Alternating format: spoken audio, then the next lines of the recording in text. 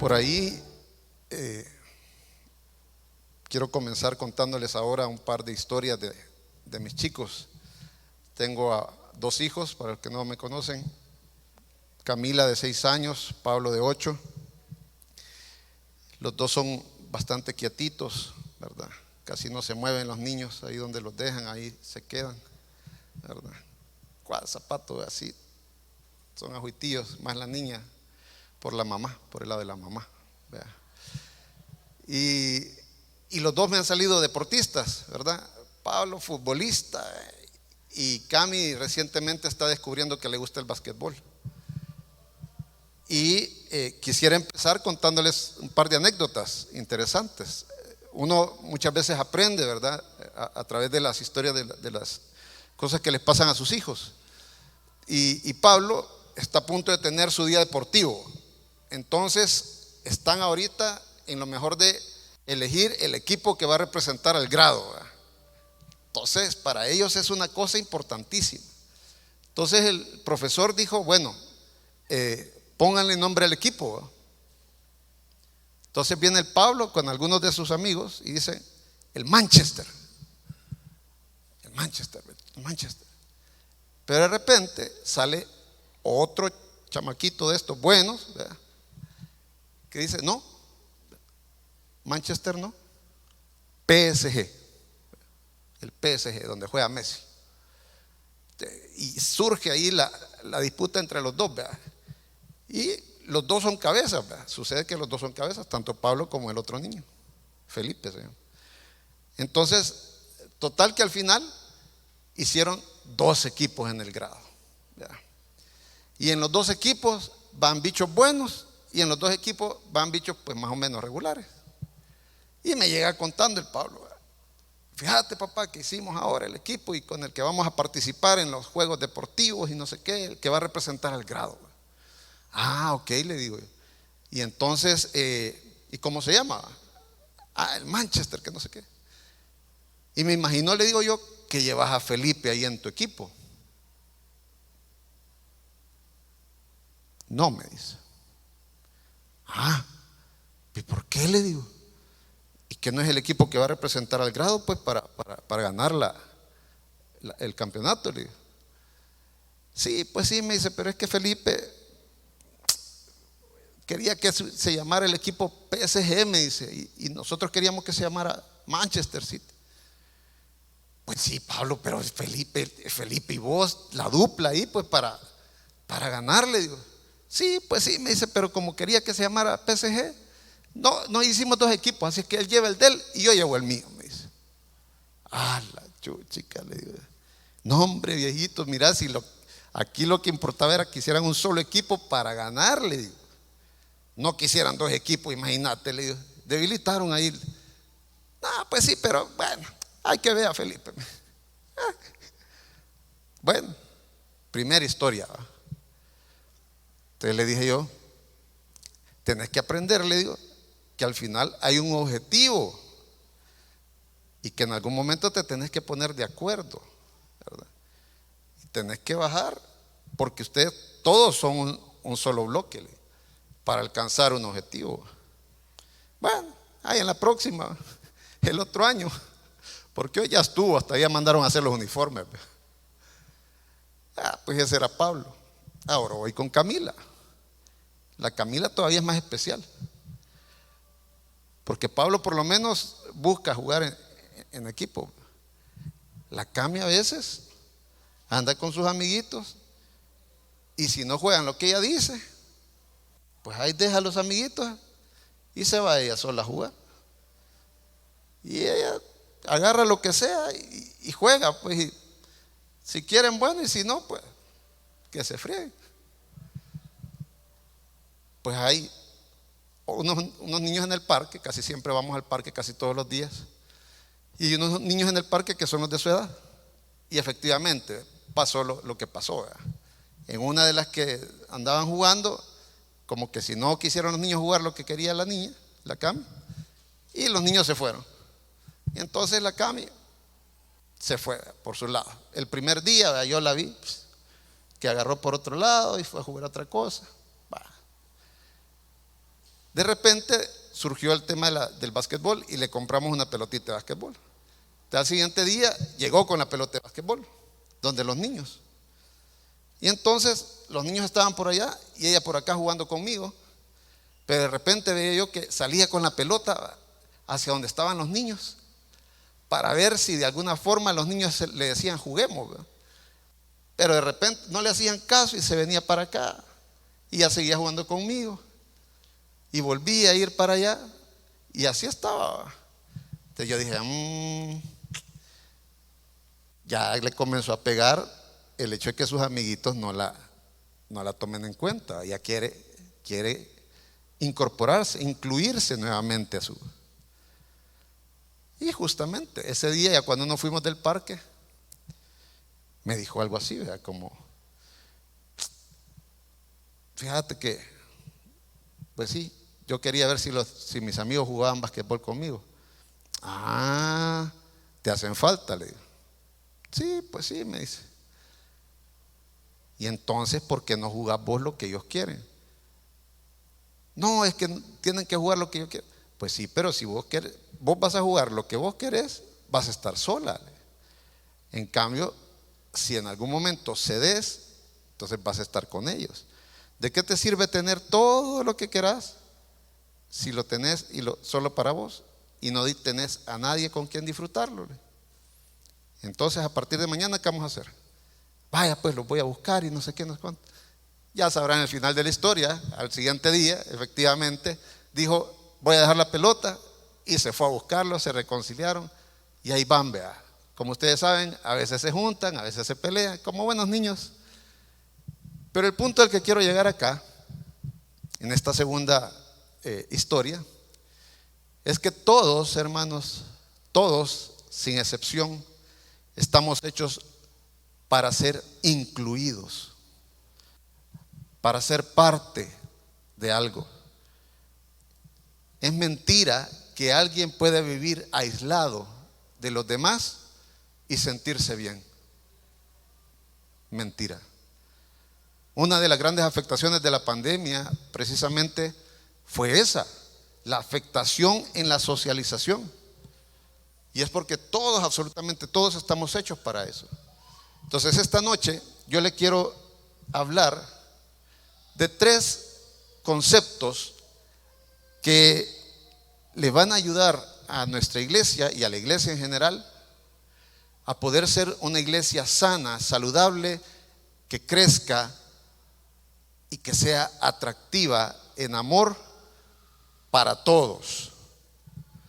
Y esos 3 conceptos son los siguientes: unanimidad, diversidad e inclusión. A ver, repita conmigo, por favor. Unanimidad, diversidad e inclusión.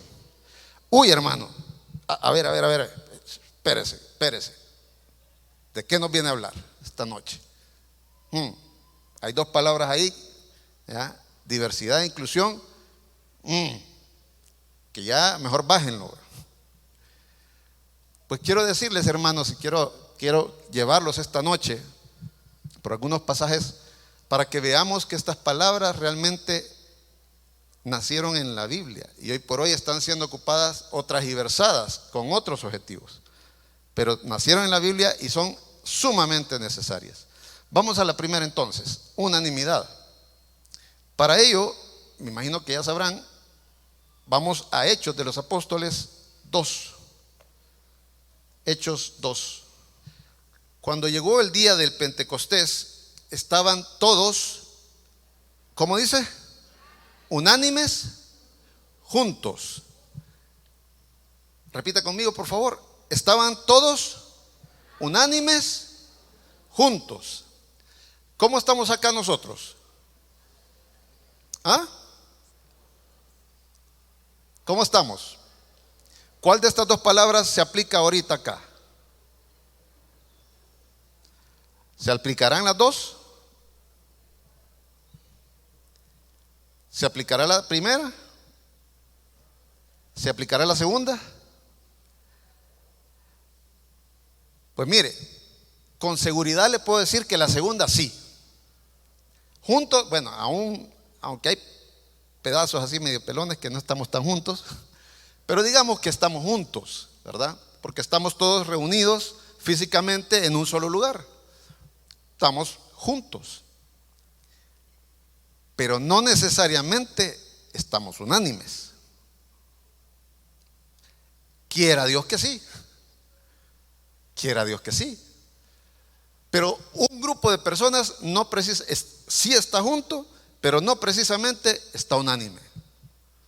Porque son dos palabras parecidas, pero diferentes, dijo aquel, ¿verdad? Pareciera que es lo mismo, pero definitivamente no son lo mismo. Y es que unanimidad tiene que ver con algo más que el tema de compartir un espacio físico común. Unanimidad va más allá de lo físico, más allá de lo material. Unanimidad tiene que ver con la mentalidad, con el sentir, con el corazón, con el espíritu. Con todo eso tiene que ver la unanimidad. Y muchas veces, como en el caso de Pablo en el colegio, ¿verdad? Están juntos en el grado, pero uno quiere el Manchester y el otro el PSG.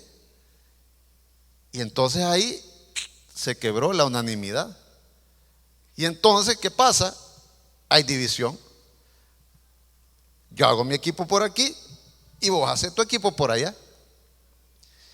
Y quiero comentarle que a pesar que eso fue lo más poderoso que impulsó el nacimiento de la iglesia en aquel momento de los Hechos, de Hechos 2, lastimosamente con el pasar de los años, la historia de la iglesia nos dice que no precisamente se mantuvo ese mismo espíritu de unanimidad.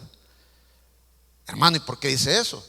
Bueno, solamente basta con ver cuántas denominaciones cristiano evangélicas hay a la fecha.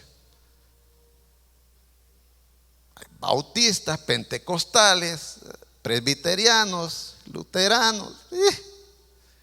Nos ponemos a contar la cantidad de denominaciones, porque seguramente cada vez iba alguien, ¿verdad?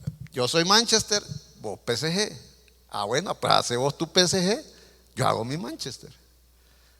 Y con el pasar de los tiempos, la iglesia lastimosamente ha venido fragmentándose. No soy quien para juzgar si es saludable o no es saludable, pero yo creo, hermano, que la iglesia primitiva fue poderosa precisamente por la unanimidad que había. No tanto porque estaban juntos, pero porque estaban unánimes. Porque estaban unánimes. Había un solo objetivo, había una sola mentalidad, un solo sentir, un solo espíritu. Y todos iban a ese mismo lado. Y se sentía. Ahora, era una iglesia poderosísima. Saltemos de una sola vez al versículo 42, por favor. Y mire que así está esta iglesia. Dice, y perseveraban en la doctrina de los apóstoles, en la comunión unos con otros, en el partimiento del pan y en las oraciones. Versículo 43. Y sobrevino temor a toda persona, y muchas maravillas y señales eran hechas por los apóstoles. Todos los que habían creído estaban juntos y tenían en común todas las cosas. Y ahora mire qué terrible esto. Y vendían sus propiedades y sus bienes y lo repartían a todos según la necesidad de cada uno. Imagínense hasta dónde llegaba la unanimidad de esta gente, hermano. Que vendía, aquel por allá tenía una casa, la vendía porque sabía que por allá había necesidad. Y la cosa era que todos, absolutamente todos, debían de tener lo justo y lo necesario. Imagínense a qué nivel llegaba la unanimidad que había en ese lado. O sea, había un sentir que realmente era compartido por toda la congregación. Versículo 46. Y perseverando unánimes cada día en el templo y partiendo el pan, ¿a dónde dice? en las casas, en los equipos de crecimiento, comían juntos con alegría y sencillez de corazón, alabando a Dios y teniendo favor con todo el pueblo. ¿Ve? No solamente estaban acá y en los equipos de crecimiento, pero también dice tenían favor con su contexto, ¿sí? Con todo el pueblo. Y el Señor añadía cada día a la iglesia los que habían de ser salvos.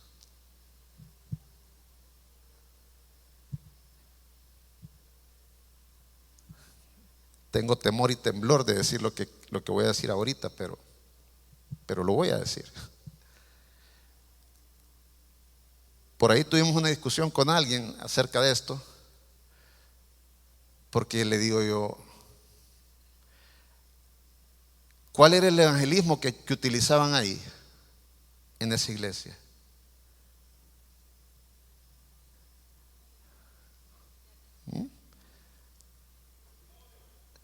Había un testimonio poderoso y atractivo en el estilo de vida de la iglesia, que era tan, pero tan especial, que la gente llegaba, ¿verdad? La gente llegaba. Dice obviamente que el Señor añadía a los que habían de ser salvos, pero me imagino, la Biblia no lo dice, pero me imagino yo que es el estilo de vida que se tenía, iba de boca en boca, iba de boca en boca. Y entonces la gente conocía a uno de los que estaban en la iglesia en ese tiempo y veía algo diferente, y veía como que qué chévere, ¿verdad? Esta persona algo tiene, y veía cómo se llevaban con los demás, y veía lo que pasaba en las casas, y algo, o sea, algo hay ahí en el partimiento del pan, algo hay en ese tipo de comunión tan especial que muestran. Y seguramente había un reflejo hacia afuera, porque dice que tenían el favor con el pueblo. Y entonces el Señor añadía a los que habían de ser salvos. Nótese que honestamente, ayer en nuestra discusión yo le decía, la gente no tenía que ir afuera y tratar de convencer, ¿verdad? Tratar de vender el evangelio, porque él solo atraía a la gente. Obviamente el Señor hacía su parte, pero el tipo de comunión que existía en la iglesia en ese tiempo era tan atractivo que la gente llegaba por sí sola. Y cuando usted sigue leyendo, fueron los crecimientos más explosivos que tuvo la iglesia. Crecimientos impresionantes. La pandemia nos dejó una realidad bien interesante, y es que la iglesia, lejos de crecer, se contrajo, ¿verdad? E incluso algunas desaparecieron. Supe la historia de un par de pastores que vinieron a predicar en congresos posteriores a la pandemia, y que dicen que salían llorando de acá por ver que nuestra iglesia, gracias a Dios, todavía estaba y que había congregación.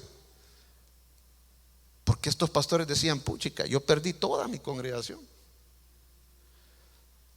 Los tiempos en los que estamos viviendo no precisamente son tiempos donde la iglesia tiene esa fuerza y ese poder y ese ímpetu con el que estaba avanzando en este primer siglo. Entonces yo platicaba con los líderes de nuestros equipos y les decía, ¿será que necesitamos volver a estos rudimentos de comunión? ¿Será que necesitamos revisar nuevamente cómo estamos haciendo iglesia? ¿Cómo estamos en nuestros equipos? ¿Cómo estamos en la congregación? Y evaluar si realmente estamos mostrando ese estilo de vida que tenía la iglesia en sus inicios. Pero lo cierto es, y me incluyo ahí, obviamente, que creo que estamos en una época, en un periodo donde todos vamos más bien velando por lo nuestro. Cada quien anda salvando su pellejo. los afanes en las familias, en las economías personales, nos llevan a poner por encima de todos los demás nuestras necesidades, a sobrevivir muchas veces, ¿verdad? Entonces, hermano, ¿cómo me está diciendo de que alguien va a vender algo para el beneficio de los demás y a Anantillo me alcanza para mí? Anantillo tengo para darle a mis hijos, Anantillo tengo para cubrir mi casa. Ya me imagino, quiera Dios, que vaya a vender una propiedad y vaya a cubrir las necesidades de los demás. Ay, mi Dios. No, hombre, eso no se puede imaginar. Es inimaginable. Pero la iglesia primitiva dice que así hacían. Y es que el Señor se encargaba de cubrir las necesidades de que todos estuviéramos, pero había ese sentido de comunión que hacía que unos se preocuparan por otros genuinamente, que unos velaran por otros y unos sintieran el dolor de otros, porque eran realmente un solo cuerpo. Pero hoy por hoy, poco a poco, la modernidad, la prosperidad y muchos otros factores hacen que cada uno nuevamente actuemos como un cuerpecito independiente, ¿verdad? Y nuevamente, a pesar de que compartimos la misma fe, venimos al mismo templo, estamos juntos, pero no precisamente unánimes. Y acá hay dos conceptos, aquí es donde entran los otros dos conceptos que posiblemente pueden afectar muchas veces. Y el primero de ellos es la diversidad. Y como le decía, para que no me vea mal, que piense que vengo a hablar de algo raro, quiero llevarlo a 1 Corintios, capítulo 12, versículo 4.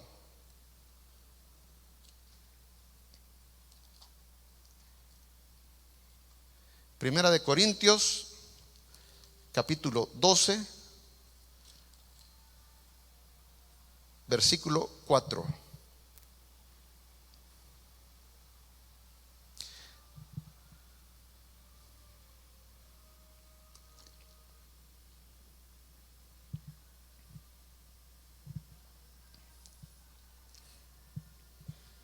¿Lo tenemos por ahí?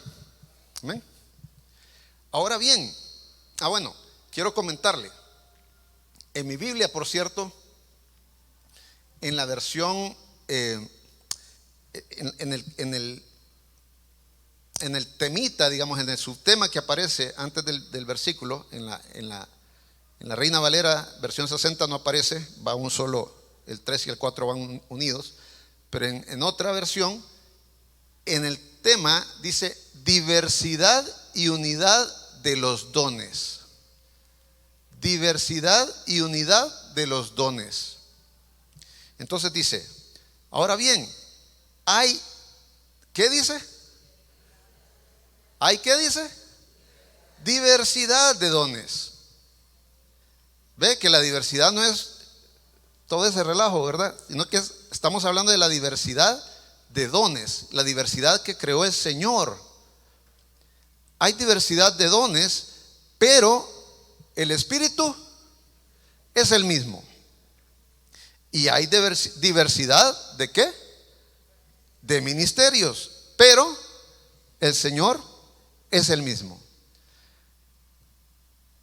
Entonces, note que en la iglesia debe de haber diversidad, no de género, sino diversidad de dones y diversidad de ministerios.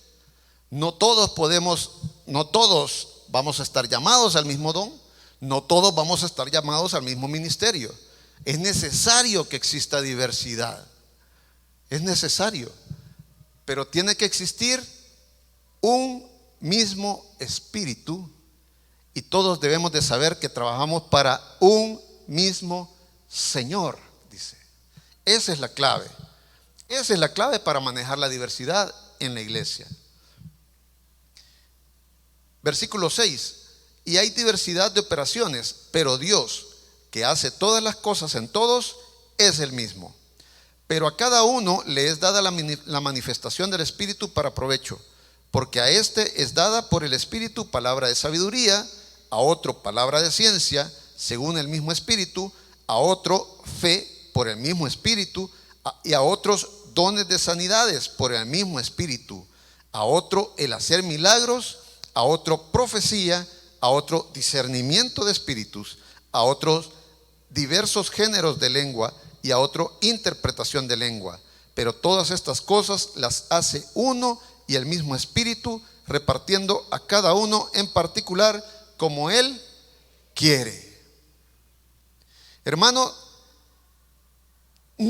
nadie, ninguno de los que estamos acá podemos decir: mire, yo solo para irme a sentar ahí sirvo. Mire, a mí el Señor solo me creó para asistente regular. No, mi hermano. Acá dice la palabra que todos tenemos más de algún don, más de algún ministerio, y a todos nos ha dado diferentes. Yo no puedo anhelar tener el don de mi hermano Julio, y mi hermano Julio no puede anhelar tener el mismo mío.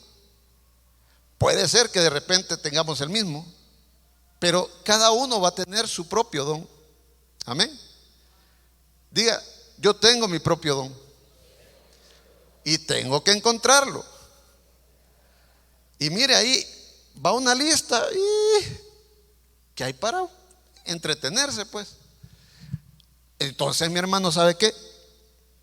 Yo le voy a hacer una invitación. Usted no se puede ir de este mundo sin haber descubierto su don. No se puede ir de este mundo sin haber descubierto su don. Porque la diversidad de dones está hecha para la edificación de la iglesia, dice Efesios.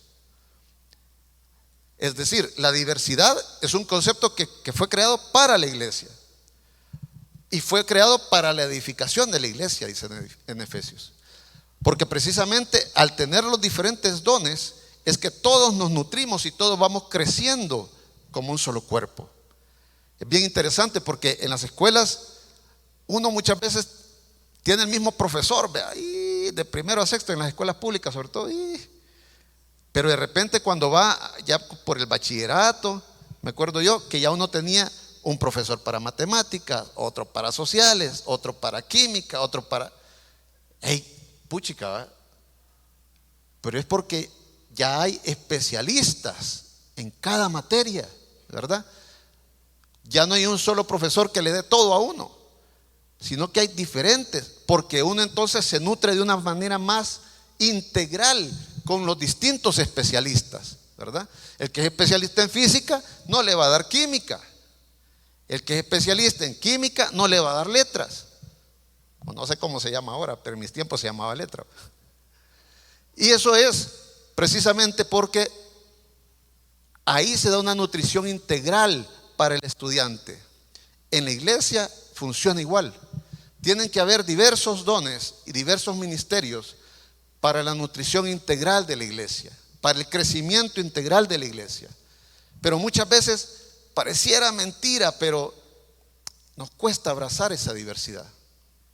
Y de repente entonces no, si Julio no tiene el don que yo quiero, entonces lo desecho. Entonces, y la hermana Luisa, María Luisa quiere que yo sea como ella, y si no soy como ella, entonces me desecha.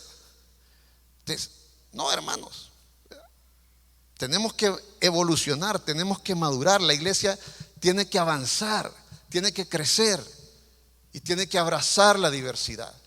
Tiene que aprender a aceptar y a lidiar con esas diferencias de pensamiento, esas diferencias de dones, esas diferencias de ministeriales que pueden surgir, y a poder hacer uso y aprovecharlas para obtener resultados más grandes. Porque mire, qué aburrido si todos pensamos igual. Qué aburrido si todos servimos para lo mismo. Entonces nadie le va a poner una cosa creativa diferente a la cosa. Y entonces, ¿qué pasa? Ahí venimos todos haciendo lo mismo. Y llega un momento donde deja de ser efectivo. Dejamos de ser efectivos. Por esa razón es importante la diversidad. Este concepto es tan importante que incluso a nivel personal, hermanos, desde que uno se casa, ¿qué se da cuenta? ¿Que el otro es igual que uno? ¿Ah? Y la gran lucha es que queremos que el otro piense como uno, ¿verdad? Y que haga las cosas como uno las hace. Y ahí es donde uno pasa dándose duro, pues. Y no sé cuánto tiempo puede perder como matrimonio por querer hacer que el otro piense o haga las cosas como yo, porque simple y sencillamente no nos enseñaron a abrazar esas partes diversas, esos pensamientos diversos, aprovechar esa diversidad para potencializarnos, para saber que lo que yo no tengo, lo tiene mi pareja y viceversa. Y ahí es donde nos complementamos. Y aquellos que logran encontrar ese secreto son aquellos que avanzan y que crecen. Y la iglesia debe de ser un lugar donde avancemos y crezcamos. Y que volvamos nuevamente a la unanimidad. Y que la diversidad no sea un impedimento o causa de divisiones o de ya no trabajar juntos, como Pablo y Felipe, ¿verdad? Que al final cada uno se llevó su equipo, va por su lado. Y hay que ver cómo hace aquel y hay que ver cómo hago yo. ¿Qué tal si Pablo y Felipe se unen, botan las diferencias y entonces arman un equipo más poderoso para representar a su grado? No, hombre, ese equipo es solo a traer el trofeo, va. Así es que la diversidad, mis hermanos, es importante y hay que enseñarle desde nuestros hijos a cómo poder lidiar con ella y cómo poder sacarle provecho, cosas nuevamente que a muchos de nosotros seguramente no nos enseñaron. Y por eso tenemos muchas veces problemas en los matrimonios, tenemos problemas en los trabajos, tenemos problemas en los ministerios, ¿verdad? Tenemos problemas en todo lugar donde vamos, porque siempre vamos a encontrar pensamientos diferentes, formas de ver las cosas diferentes, formas de actuar diferentes. Y tenemos que aprender a gestionar esas diferencias para poder crecer. Finalmente, hermanos, quiero hablar de la inclusión. Me parece a mí que también es otro concepto que los evangélicos debemos de ampliar más, debemos de madurar. Sucede, no es su caso seguramente, pero en algunos de los equipos donde estamos, que de repente y con los años yo he notado que viene cierta exclusividad a los grupos. Y entonces se conforman los equipos, ¿verdad? Se conforman las iglesias, se conforman las religiones, y con el tiempo, pues ya estamos los mismos, ¿verdad? Los mismos asistentes. Costó conformarlos, costó consolidar el equipo, pero llega un tiempo donde ya estamos tan cómodos que se vuelve algo exclusivo, algo donde solamente los viejos conocidos cabemos. Y ya cuando llega alguien nuevo, como que no mucho, ¿verdad? Porque ya no lo conocemos, pues sí, no frecuentamos su casa, no sabemos si piensa igual. Entonces, como que es cómodo, ¿verdad? Es familiar, es rico. De hecho, es rico. Nuestros equipos de crecimiento son algo de lo que es más valioso. Pero debemos de tener el cuidado y la precaución que esto no se vuelva en algo nuevamente exclusivo. Debemos de tener cuidado que la iglesia cristiana evangélica no se vuelva en algo exclusivo. Porque entonces, si viene por allá uno de una religión o viene por allá otro de otra religión, entonces, no, vea, con él mejor ni nos llevemos. Esta es otra cosa que la digo con mucho temor y temblor. Pero lo cierto es que es difícil ganar nuevas almas para Cristo si siempre estamos conviviendo entre cristianos evangélicos. Va a ser difícil. ¿Y de dónde, pues? ¿A quién vamos a convertir? ¿A otro cristiano? ¿A otro evangélico? Y entonces a lo que nos hemos quedado muchas veces las iglesias es a jalarnos cristianos de otras iglesias que de repente ya no les gustó cómo se predicaba allá y entonces, pum, se vienen para acá. O de aquí se van para allá y tenemos una rotación de iglesia en iglesia. Porque por este concepto de exclusividad. Entonces tenemos que evolucionar a ser una iglesia más inclusiva. Lastimosamente muchas veces cuando crecemos, como que perdemos de vista ese sentir, ¿verdad?, que teníamos de querer hacer parte a todas las personas nuevas que vinieran, de querer hacerlas bienvenidas, de querer incluirlas a esto que tenemos nosotros. Y definitivamente, persona que se sienta de esa forma, que pertenece, que le hacemos sentir que pertenece, es persona que le robamos el corazón. Y necesitamos como iglesia volver a esos tiempos. Es más, entre nosotros, hermanos, entre nosotros mismos, necesitamos comenzar incluso a identificar posibles barreras, ¿verdad? De que mi zona aquí, mi zona allá, tu equipo aquí, tu equipo allá. Y comenzar incluso a traspasar las barreras entre nosotros y a ser más, pero más y más inclusivos de forma intencional, para que se comience a sentir la unanimidad, para que comencemos nuevamente a ser esa iglesia poderosa de los hechos. De manera, hermanos, que yo quisiera dejarles estas 3 palabras para que usted pudiera evaluarlas, pudiera internarlas, pudiera ver, incluso si es líder, le hago el llamado para que pudiera ver qué papel juega usted en promover esta iglesia poderosa acá en nuestra comunidad cristiana querida. Unanimidad, diversidad e inclusión.